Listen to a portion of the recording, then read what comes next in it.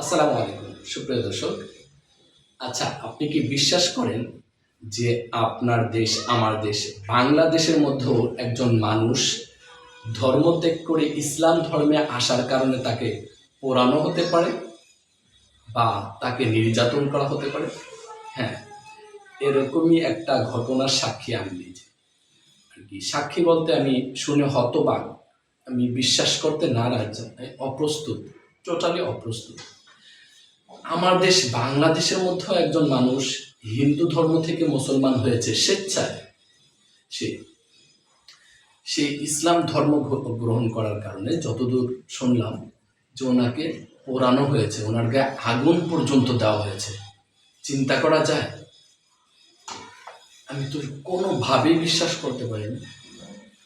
আমি বিশ্বাস করতাম না যদি ওনার ডকুমেন্টে না থাকতো। ওনার ইসলাম ধর্ম গ্রহণ করার যে সমস্ত ডকুমেন্ট আমাকে দেখালো, যে আপনার এফিডেভিট করার যে পেপার সেটা আমাকে দেখালো, সেটা আপনারা দেখতে পারেন।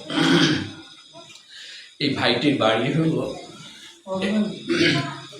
আপনার বাড়ি হবিগঞ্জে না? হবিগঞ্জে, সিলেটের হবিগঞ্জে আমাদের। হ্যাঁ, একটু ওনার দিকে ঘুরো। আপনার বাড়িতে কোন জায়গায় জানি? আমাদের মোহনপুর আবাসিক। হ্যাঁ, হবিগঞ্জের মোহনপুর ওনাদের বাসা। আবাসিকে। আচ্ছা, আবাসিকে।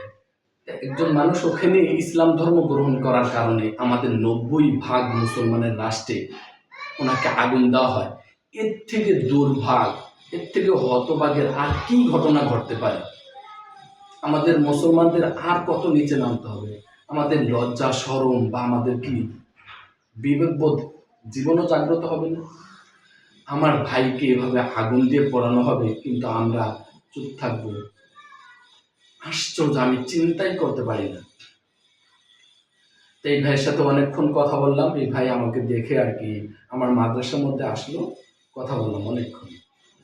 তা এতটুকুই জানানোর যে যারা আছেন ওনার একটু পাওয়াটা আমরা দেখি, ওনার দেখলেন, এখন একটু পাটা একটু দেখেন, একটু ক্যামেরার কাছে এনে দেখাবো, একটু কাছে আনো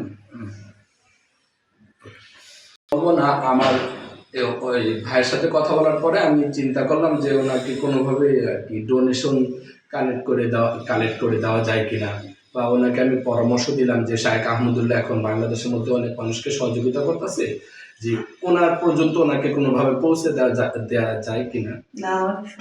তা উনি আমাকে আর কি নির্বিঘ্নে বললো যে না, আমার কোনো সহযোগিতার দরকার নেই। উনি কোনো ধরনের সহযোগিতা নিতে নারাজ, উনি কারো থেকে ডোনেশন নিবে না, কোনো ধরনের সহযোগিতা নিবে না।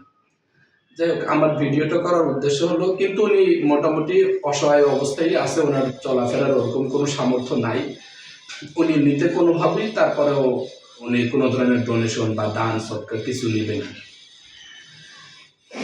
তা ওনার সাথে যদি কেউ যোগাযোগ করতে চান, যোগাযোগের ব্যবস্থা আমি করে দিতে পারবো।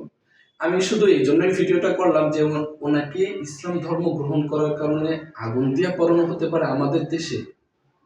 আনবিলিভেবল। সো সবাই দোয়া করবেন ওনার জন্য, উনি যেন সচ্ছলভাবে জীবনযাপন করতে পারে এবং আখেরাতে যেন জান্নাতুল ফেরদাউসের অধিবাসী হতে পারে। এগুলো আমি আমার বক্তব্য রাখলাম। ধন্যবাদ। আসসালামু আলাইকুম ওয়া রাহমাতুল্লাহ।